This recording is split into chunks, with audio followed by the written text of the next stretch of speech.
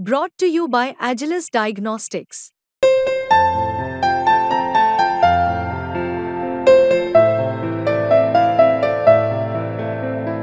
Agilus Diagnostics.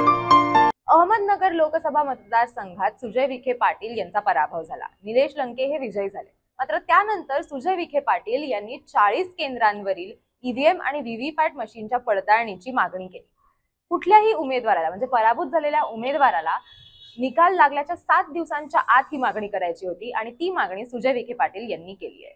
EVM तपासणी म्हणजे काय, व्हीव्हीपॅट तपासणी म्हणजे काय हे आपण आज या व्हिडिओमधून जाणून घेणार आहोत. नमस्कार, मी देवयानी आणि तुम्ही बघताय मुंबई तक. ईव्हीएम तपासणी म्हणजे काय? ईव्हीएम तपासणीमध्ये भारतीय निवडणूक आयोगाप्रमाणे जे पहिले 2 पराभूत झालेले उमेदवार असतात त्यांना निवडणूक आयोगाकडे ईव्हीएम मशीन आणि व्हीव्हीपॅट यांच्या पडताळणीची मागणी करता येते. याच्यामध्ये ईव्हीएम मायक्रो कंट्रोलरच्या बर्न्ड मेमरीचं ऑडिट किंवा व्हेरिफिकेशन याच्यामध्ये केलं जातं. सोप्या भाषेत समजून घ्यायचं झालं तर ईव्हीएम मशीन मध्ये काही तांत्रिक बिघाड होता का हे याच्यामधनं चेक केलं जातं, त्याचं व्हेरिफिकेशन याच्यामध्ये केलं जातं.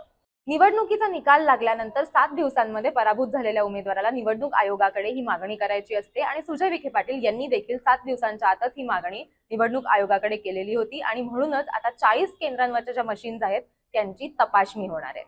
लोकसभा मतदारसंघातील जो विधानसभेचा मतदारसंघ असतो त्याच्या प्रत्येक विधानसभेच्या मतदारसंघावरती 5% कॅप असते. 5% कॅप म्हणजे काय तर एका विधानसभा मतदारसंघातल्या फक्त 5%च ईव्हीएम मशीन जे आहेत किंवा ईव्हीएम युनिट जे आहे ते चेक केलं जाऊ शकतं. ही जी कॅप आहे ती निवडणूक आयोगाकडून घालण्यात आलेली आहे. म्हणजेच जर एखाद्या मतदारसंघात 400 बॅलेट, 200 कंट्रोल युनिट आणि 200 व्हीव्हीपॅट वापरले गेले असतील तर त्यातील 20 बॅलेट युनिट, 10 कंट्रोल युनिट आणि 10 व्हीव्हीपॅट यांची बर्न्ड मेमरी जी आहे ती चेक केली जाऊ शकते.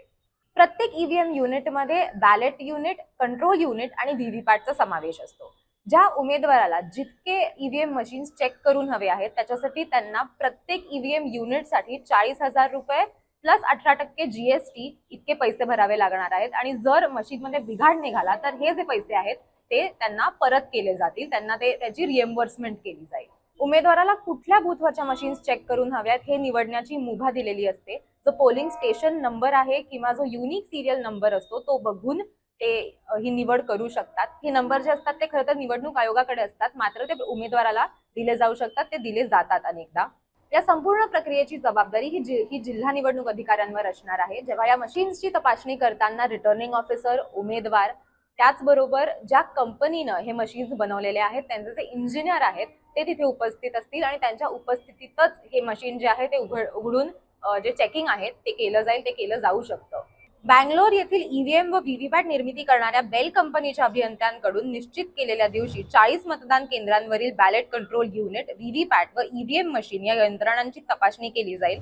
यामध्ये काही तांत्रिक बिघाड होता का एवढंच तपासलं जाईल. फेरमतमोजणी केली जाणार नाही अशी माहिती उपजिल्हा निवडणूक निर्णय अधिकारी राहुल पाटील यांनी दिली आहे. त्यामुळे हे समजून घेणं महत्त्वाचं आहे की जेव्हा एखादा पराभूत झालेला उमेदवार ही मागणी करतो की ईव्हीएम आणि व्हीव्हीपॅट मशीन्सची तपासणी व्हायला पाहिजे, पडताळणी केली पाहिजे, त्याच्यामध्ये फक्त इतकंच बघितलं जाणार आहे की याच्यामध्ये काही तांत्रिक बिघाड होता का आणि तो जर बिघाड असेल तर मग पुढे वेगळा निर्णय घेतला जाऊ शकतो, पुन्हा एकदा मतमोजणी होऊ शकते. मात्र जो आत्ताची ही जी परिस्थिती आहे, आता सुजय विखे पाटलांनी जी मागणी केलेली आहे त्याच्यामध्ये फक्त 40 केंद्रांवरील जे ईव्हीएम आणि व्हीव्हीपॅट मशीन्स आहेत त्यांची पडताळणी केली जाईल. त्याच्यामध्ये तांत्रिक बिघाड आहे की नाही हे बघितलं जाईल. सुजय विखे पाटील यांनी जी केलेली मागणी आहे त्याच्यामध्ये त्यांनी 40 केंद्रांवरील मशीन्सचं व्हेरिफिकेशन व्हावं, त्याचं ऑडिट व्हावं अशी मागणी त्यांनी केलेली आहे. ते कुठले आहेत तेही आपण जाणून घेऊयात. याच्यामध्ये शेगाव मधील 5, राहुरी इथल्या 5, पारनेर मधील 10, अहमदनगर शहरातल्या 5, श्रीगोंदा इथल्या 10 आणि कर्जत जामखेड इथल्या 5 अशा एकूण 40 ठिकाणी ही जी पडताळणी आहे ती केली जाणार आहे. त्याची मागणी सुजय विखे पाटील यांनी केलेली आहे. याच्यावरच निलेश लंके जे विजयी उमेदवार आहेत तिथले त्यांनी अशी प्रतिक्रिया ही दिलेली होती की सुजय विखे पाटलांनी आता त्यांचा पराभव स्वीकारावा. त्यांनी पराभव अजूनही स्वीकारलेला नाहीये, त्याचा स्वीकार त्यांनी करावा अशी जी प्रतिक्रिया आहे ती निलेश लंके यांनी दिलेली होती. एक लक्षात घेणं महत्त्वाचं आहे की ही संपूर्ण प्रक्रिया जी आहे ती 45 दिवसांमध्ये पूर्ण होणं आवश्यक आहे, गरजेचं आहे आणि तसं निवडणूक आयोगानं सांगितलेलं आहे आणि याची पूर्ण प्रक्रियेची जबाबदारी ही त्या जिल्ह्यातल्या निवडणूक अधिकाऱ्यांवरती असणार आहे. तुम्हाला या सगळ्याबद्दल काय वाटतं? या पडताळणीचा खरंच फायदा होईल का? तुमचं ओपिनियन काय आहे आम्हाला कमेंट्समध्ये नक्की सांगा.